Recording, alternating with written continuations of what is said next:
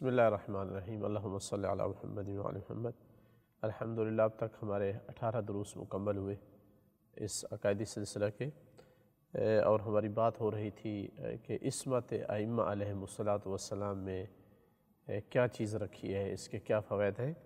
آج 19ویں درس میں ہم اسی بحث کو مزید مکمل کریں گے۔ ایک فائدہ عصمت کا یہ ہم نے بیان کیا تھا گزشتہ درس میں کہ انسان کو امام کے جو ہے اہل ہونے کا یقین ہوتا ہے کہ اس منصب کے، اس عہدے کے اہل ہیں اور اس کو اپنی شخصی مقاصد کے لیے استعمال نہیں کریں گے۔ دوسرا اس کا فائدہ یہ ہے کہ اطمینان ہوتا ہے کہ جو حکم بیان کریں گے وہ درست ہوگا، احکام کے بیان کرنے میں ان کو غلطی اشتباہ نہیں ہوگا، غلط فیصلہ نہیں فرمائیں گے، کیونکہ امام کا اہم ترین جو فریضہ ہوتا ہے وہ دین کا احکام بیان کرنا ہوتا ہے۔ اگر وہ معصوم نہ ہو تو اس سے غلطی کے امکانات ہوتے ہیں، جس وجہ سے اگر عصمت نہ ہو تو ہمیں ان کے احکام میں شک رہے گا کہ درست بیان کیا ہے یا غلط، جس کے نتیجے میں اگر غلط احکام بیان ہو جائیں تو نتیجے میں بے گناہ خون بھی بہہ سکتے ہیں۔ روایت میں ہے، اس چیز کو واضح کرنے کے لیے ایک مثال بیان کر دیں کہ ایک آدمی آیا کہ جس نے کہا کہ میرے 6 ماہ ہوئے ہیں، شادی کی ہے، 6 ماہ بعد جو ہے میری بیوی نے جو ہے جوہینہ سے تھی وہ کہ اس کو بچہ ہو گیا ہے۔ تو اس وقت خلیفہ صالح کا زمانہ تھا، تو اس نے حکم لگایا کہ جو ہے اس کو رجم کر دیا جائے، یعنی زندہ زمین میں اس کو آدھے جسم تک دفن کر کے اس کو پتھروں سے مارا جائے۔ امیر المومنین علیہ السلام تک یہ بات جب پہنچی تو آپ آئے اور پوچھا کہ کیا کیا ہے، تو کہا کہ 6 ماہ بعد، چونکہ اس نے شادی کے 6 ماہ بعد بچہ دیا تو اس کا مطلب ہے کہ زنا کا بچہ تھا۔ تو علی علیہ السلام نے اس وقت فرمایا کہ کیا تو نے نہیں سنا کہ اللہ تعالیٰ قرآن میں فرما رہا ہے وَحَمْلُهُ وَفِصَالُهُ 30 شَهْرًا، کہ بچے کا جو حمل کا زمانہ ہے اور دودھ چھڑانے کا زمانہ ہے یہ ملا کر جو ہے وہ 30 مہینے بنتا ہے۔ یہ سورہ احقاف کی آیت نمبر 15، 30 مہینے ٹوٹل بنتا ہے۔ اور دوسری جگہ پہ اللہ تعالیٰ نے فرمایا ہے سورہ بقرہ کی آیت نمبر 233 میں کہ وَالْوَالِدَاتُ يُرْضِعْنَ أَوْلَادَهُنَّ حَوْلَيْنِ كَامِلَيْنِ، کہ مائیں جو ہے اپنے بچوں کو 2 سال پورے دودھ پلائیں۔ تو جب دودھ پینے کی جو مدت ہے وہ 2 سال ہے، یعنی 24 مہینے ہیں، تو حمل کی کم از کم مدت کتنی بچے گی؟ تو 6 ماہ بچتی ہے۔ اس کا مطلب ہے اگر 6 ماہ بعد بچہ ہوا ہے تو ممکن ہے وہ باپ کا بچہ ہو، اس سے ہم یقین نہیں کر سکتے کہ وہ بچہ زنا کا بچہ ہے۔ تو اس وقت اس خلیفہ ثالث نے کہا کہ میں اس طرف متوجہ نہیں ہوا تھا، تو فوراً اس خاتون کی طرف بھیجا کہ کیا ہوا اس کا، تو لوگوں کے جانے تک جو ہے اس کا خاتمہ ہو چکا تھا، اس کو سنگسار کر دیا گیا تھا۔ تو اس وقت اس کی بہن نے کہا تھا، یعنی اس خاتون نے اپنی بہن سے کہا تھا جب اس کو سنگسار کیا جا رہا تھا، تو کہا تھا کہ میری بہن کبھی بھی پشیمان نہ ہونا، کبھی بھی غم نہ کھانا، یہ میں جانتی ہوں اور میرا اللہ جانتا ہے کہ میں نے کبھی اپنے شوہر کے سامنے اپنے جسم کو نہیں کھولا ہے، یعنی میں بے گناہ ہوں۔ تو وہ بچہ جب بڑا ہوا تو باپ نے اعتراف کیا کہ یہ میرا بچہ ہے، اور لوگوں میں جو ہے سب سے زیادہ مشابہ بھی اسی مرد کے ساتھ تھا جس کے نکاح میں اس کی ماں تھی، لیکن چونکہ وہ معصوم نہیں تھا وہ خلیفہ، تو اس نے غلط حکم لگایا اور ایک آدمی کی بے گناہ جان لے لی گئی۔ اب تک جو امام علیہ السلام یعنی امام معصوم کے حوالے سے جو ہم نے بات کی ہے، یعنی جو صفات ذکر کی ہے گزشتہ درس میں اور ابھی تک جو بات تھی، اس کا خلاصہ یہ ہے کہ امام علیہ السلام یعنی امام معصوم میں جو اہم ترین صفات ہے وہ یہ ہے کہ اللہ تعالیٰ کی طرف سے معین ہو، ورنہ اس کے معصوم ہونے کا، اس کے امام ہونے کا ہمیں یقین نہیں ہوگا۔ دوسرا یہ ہے کہ ہمارا جو مذہب ہے دوسرے مذاہب سے اس نظریے میں مختلف ہے کہ ہم کہتے ہیں کہ امام کی تعیین صرف اور صرف اللہ تعالیٰ کی جانب سے ہے۔ تیسرا نقطہ یہ تھا کہ امام کے امامت میں عصمت شرط ہے تاکہ لوگ مطمئن ہو جائیں کہ جو بھی امام حکم بتا رہا ہے دین و دنیا کے حوالے سے وہ درست ہے۔ اس کے بعد جو ہم آگے بات کرنے والے ہیں وہ یہی مزید امام کی صفات کے حوالے سے اور بالخصوص امام کا جو علم خاص ہے اس حوالے سے۔ آیت مجیدہ ہے قرآن مجید میں کہ اللہ تعالیٰ نے ارشاد فرمایا قال الذی عندہ علم من الکتاب، وہ آدمی کہ جس کے پاس کتاب میں سے کچھ کا علم تھا،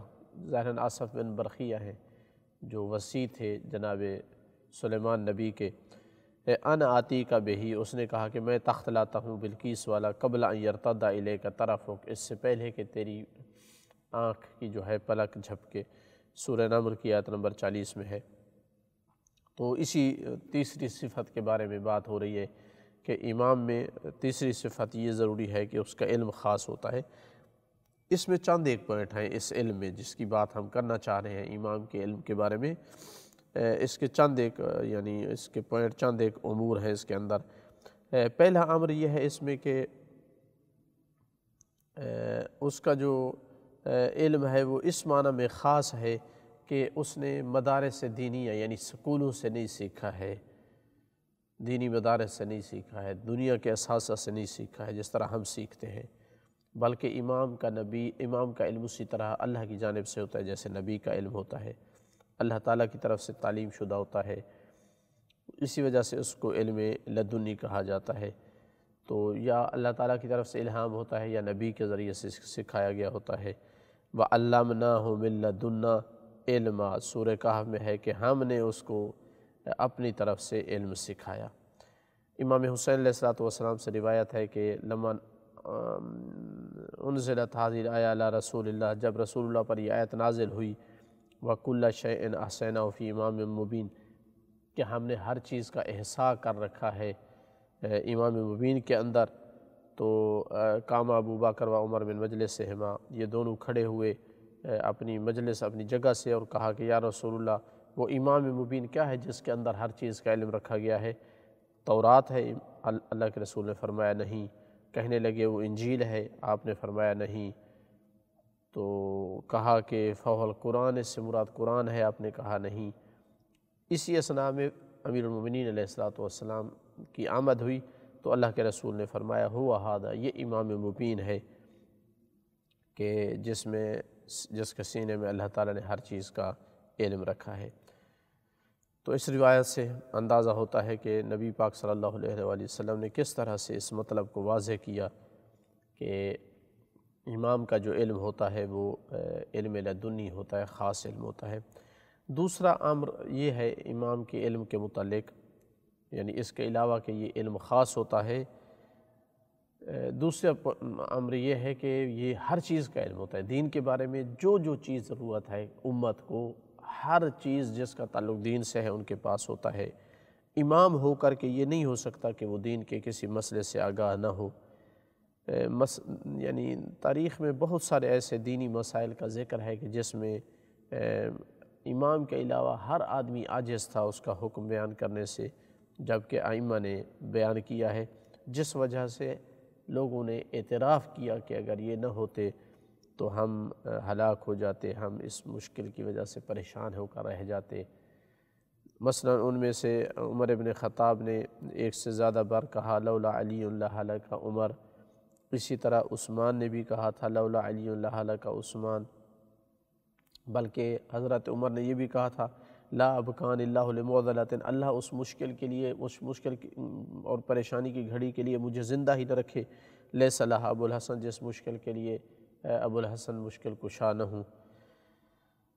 تو یہ چیز ثابت ہے اور شک کی گنجائش نہیں ہے، چونکہ اہل سنت کی کتابوں میں بھی یہ چیز کثرت سے ذکر ہوئی ہے۔ اسی طرح حضرت ابو بکر بھی جب جو ہے وہ خلافت پر بیٹھے تو ان کا پہلا قول یہی تھا کہ لست بخیرکم، میں تم میں سب سے زیادہ بہتر اور افضل نہیں ہوں، چونکہ جانتا تھا کہ مولا علی علیہ السلام بھی اس امت میں موجود ہے۔ یہ دوسری چیز تھی، دوسرا امر تھا علم کے بارے میں۔ تیسری چیز امام کے علم کے بارے میں یہ ہے کہ ان کو غیب کے بارے میں بھی اللہ کچھ چیزوں کا علم عطا کرتا ہے۔ اب یہ وہ جانے کتنا عطا کرتا ہے یا خود معصوم جانے کہ کتنا ہوتا ہے۔ کئی ایک ایسی چیزیں جو مستقبل کی ہوتی ہیں یا ماضی کی ہوتی ہیں، عام لوگوں کو رسائی جن تک نہیں ہوتی، ان چیزوں کا بھی امام کے پاس علم ہوتا ہے۔ ایک روایت ہے کہ امیر المومنین علیہ الصلوۃ والسلام نے جب بعض مستقبل کی چیزوں کی خبر دی تو کسی صحابی نے کہا کہ آپ کو علم غیب عطا کیا گیا ہے، تو امام علیہ السلام مسکرا پڑے اور ان سے کہا، وہ کلبی قبیلے سے تھا، کہ یا اخا کلب لیسا ہوا بعلم غیب، یہ علم غیب نہیں ہے، انما ہوا تعلم من ذی علم، یہ صاحب علم کی طرف سے ہمیں دیا گیا علم ہے، یعنی اللہ تعالیٰ کی جانب سے دیا گیا علم ہے۔ چونکہ روایات میں سختی سے منع کیا گیا کہ عالم الغیب صرف اللہ کی ذات ہے، دوسرے جو امام ہیں یا نبی ہیں اللہ ان کو غیب کی خبر دیتا ہے۔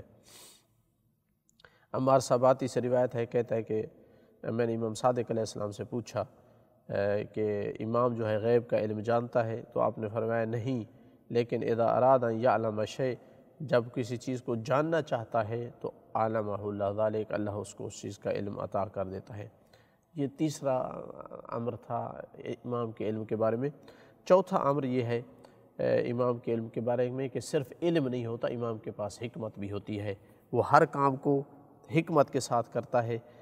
چونکہ دنیا میں جب تک انسان ہے تو بہت سارے پریشان کن موڑ آتے ہیں، بہت ساری مشکلات آتی ہیں زندگی میں، اس وقت بہت بڑے بڑے فیصلے کرنے ہوتے ہیں اور مشکل فیصلے ہوتے ہیں، تو یہاں انسان کو علم کے ساتھ ساتھ حکمت کی ضرورت ہوتی ہے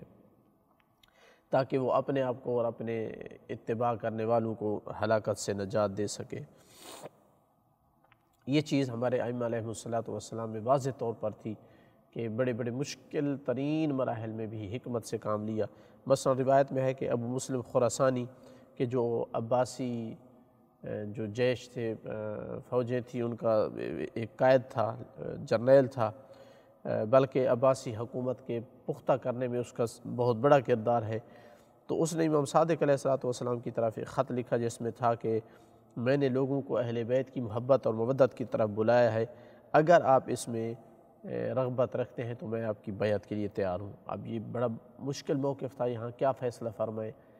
اس کی بیعت کو قبول کریں اور کہیں کہ میں حکمران بننا چاہتا ہوں یا چھوڑ دیں، تو امام علیہ السلام نے یہ جملہ فرمایا، تاریخ میں نقل ہے کہ ما انت من الرجال ولا الزمان زمانی، نہ ہی تو میرے ساتھیوں میں سے ہے اور نہ ہی یہ زمانہ میرا زمانہ ہے، دو ٹوک لفظوں میں کہ تو میرا مخلص نہیں ہے، کہ میرے ساتھ مخلص ہونے کی وجہ سے یا میری امامت کا قائل ہونے کی وجہ سے مجھے دعوت دے رہا ہے، تیری اپنی مشکلات ہیں جن کو تو حل کرنا چاہتا ہے، تیرے اپنے سیاسی مقاصد ہیں، اور نہ ہی یہ زمانہ میرا زمانہ ہے کہ میرے کو اتنے چاہنے والے دنیا میں آگے ہیں کہ میں حکومت کر سکوں،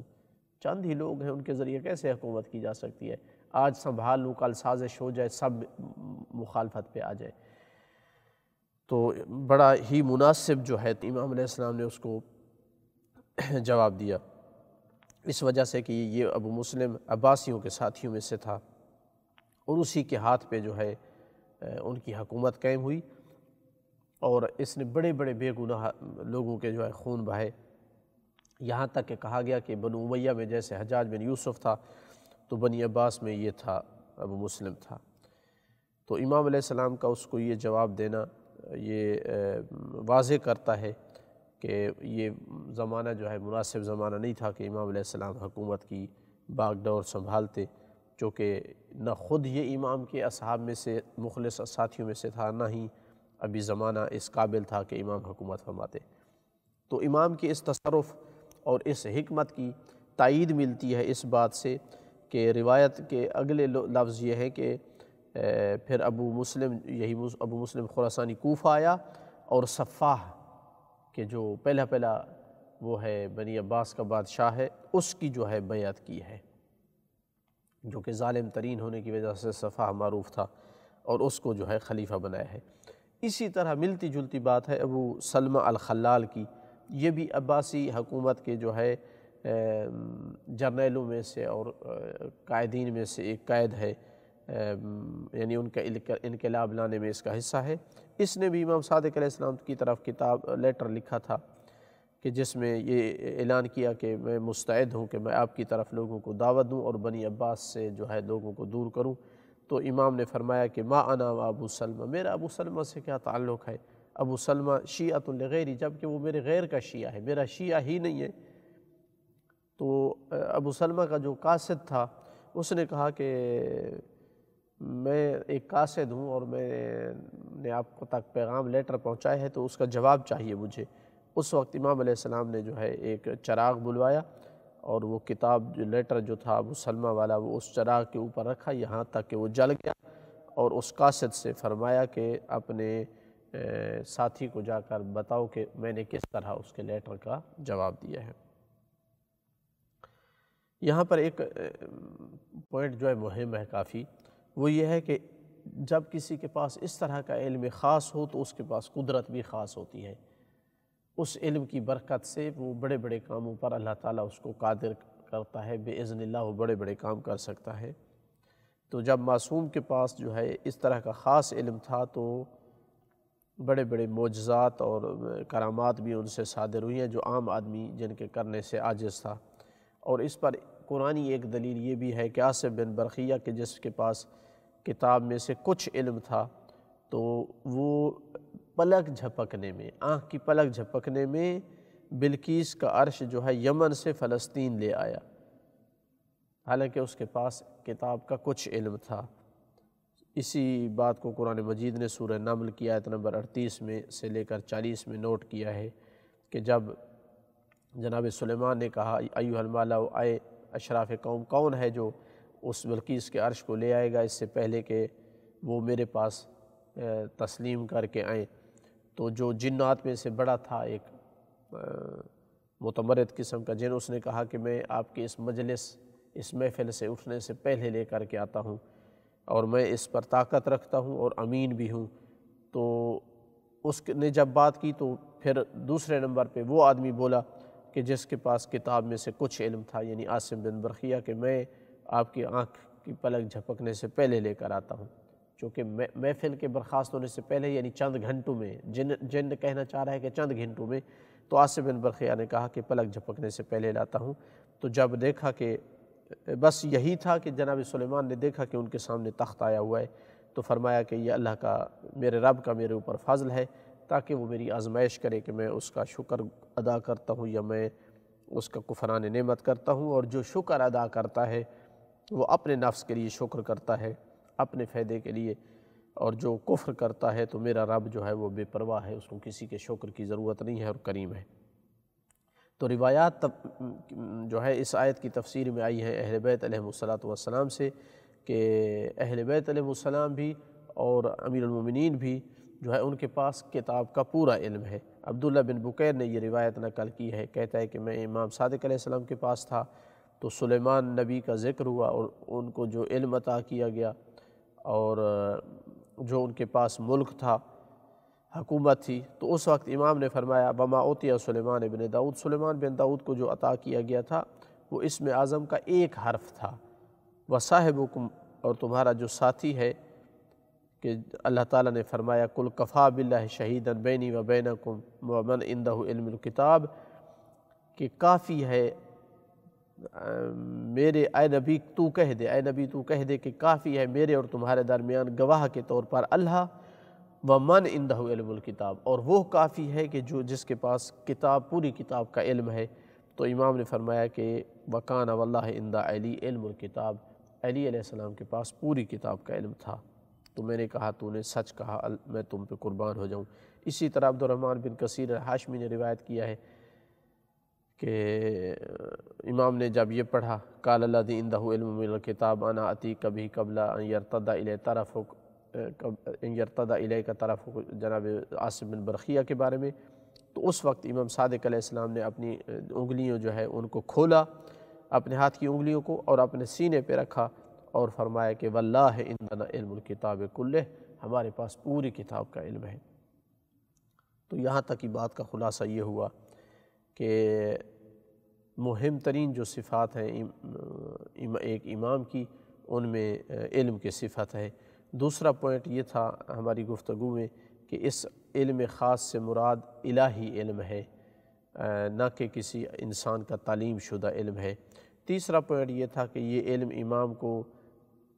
تمام احکام دین پر مطلع کرتا ہے، جس وجہ سے امام اشتباہ نہیں کر سکتا، امام کو خطا نہیں ہو سکتی۔ اور پانچواں پوائنٹ اس میں یہ تھا کہ چونکہ یہ علم الہی اور خاص علم ہے، جس وجہ سے جو ہے امام پھر حکمت اور دانائی سے جو ہے کام کرتا ہے اور تصرف کرتا ہے اور نظام اور ادارہ چلاتا ہے۔ اور چھٹا پوائنٹ یہ تھا کہ امام جو ہے وہ اس علم کی وجہ سے خارق القدرہ جو ہے وہ کاموں پر قادر ہوتا ہے۔ اب یہاں تک تو یہ بحث تھی امام کے علم کے بارے میں، تو کچھ بات امام کے اخلاق کے حوالے سے بھی ہونا ضروری ہے۔ اللہ تعالیٰ نے ارشاد فرمایا ہے اخلاق کے حوالے سے سورہ فرقان کی آیت نمبر 63 میں، وعباد الرحمن، اللہ کے بندے وہ ہیں رحمان کے آدمی، الذین یمشون علی الارض ہونا، کہ جو زمین پر جو ہے وہ بڑے متواضع ہو کر کے چلتے ہیں، وَإِذَا خَاطَبَهُمُ الْجَاهِلُونَ قَالُوا سَلَامًا، جب جاہل لوگوں سے ان کا واسطہ پڑتا ہے تو ان سے یعنی ٹکر نہیں لیتے، ان کو کہتے ہیں کہ بس سلام ہو تم پر، جان چھڑاتے ہیں ان سے۔ اخلاق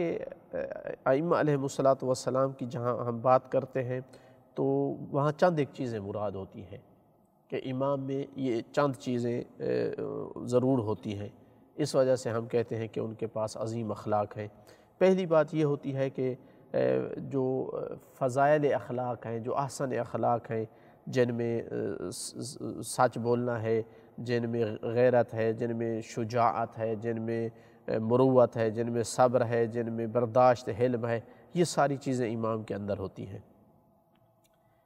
دوسری چیز یہ ہوتی ہے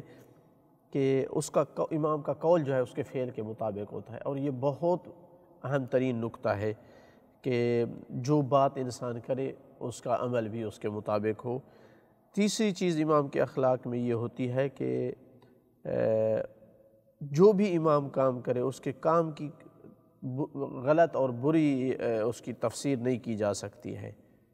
یعنی ایسا کام نہیں کرتا ہے کہ جو اس کی تہمت کا موجب بنے، اس طرح وہ اپنا کردار پیش کرتا ہے کہ حتیٰ دشمن کو بھی تانا دینے کی گنجائش نہیں ملتی، ورنہ ہر امام کے پیچھے دشمن اس طاق میں رہتا تھا کہ کوئی موقع دے کہ ان پر تہمت لگائے، لیکن امام نے کوئی موقع کبھی بھی نہیں دیا ہے۔ تو ان اخلاق کی وجہ سے چند ایک نتائج جو ہے امام کے ان اخلاق پہ مترتب ہوتے ہیں۔ پہلا نتیجہ یہ ہوتا ہے کہ امام اس قابل بن جاتا ہے کہ وہ نمونہ بن جائے دوسرے لوگوں کے لیے، ان کی کہ اخلاق فاضلہ، ان کی عظیم صفات اور کردار میں لوگ ان کی اتباع کریں۔ اسی بات کو امیر المومنین علیہ الصلوۃ والسلام نے جو ہے واضح کیا ہے اپنے ایک قول میں کہ ایک قائد اور لیڈر صرف وہ نہیں ہوتا کہ جو ان کا سردار اور لیڈر ہو، بلکہ ضروری ہے کہ اس کا کردار، اس کی سیرت لوگوں کے لیے نمونہ ہو۔ کہاں پر بیان فرمایا؟ اس لیٹر میں کہ جو اپنے گورنر بصرہ پہ جو گورنر تھا عثمان بن حنیف، اس کی طرف جب لکھا کہ الا وَإِنَّ لِكُلِّ مَأْمُومٍ إِمَامًا يَقْتَدِي بِهِ، ہر معموم کے لیے ایک امام ہوتا ہے جس کی وہ اتباع کرتا ہے اور جس کے نور علم سے وہ روشنی لیتا ہے۔ اور یاد رکھو جو تمہارا امام ہے اس نے ہمیشہ دنیا میں 2 کپڑوں پہ گزارا کیا ہے اور 2 روٹیوں پہ گزارا کیا ہے، اگرچہ تم اس طرح نہیں کر سکتے ہو لیکن اس کے باوجود بھی میری مدد کرو، اعینونی بورع و اجتہاد، ورع کے ساتھ میری مدد کرو، یعنی حرام سے بچ کر، شبہ سے بچ کر، اور کوشش کرو وعفت، پاک دامنی سے کام لو، سداد، سیدھے رستے پر قائم رہو۔ تو یہ پہلا ایک نتیجہ ہے جو امام کے اچھے اخلاق پر مترتب ہوتا ہے کہ امام اس قابل ہوتا ہے کہ دوسری دنیا کی جو مخلوق اور لوگ ہیں وہ انہیں اپنا نمونہ قرار دے سکیں۔ انشاءاللہ اگلے درس میں مزید اسی علم امام اور اخلاق امام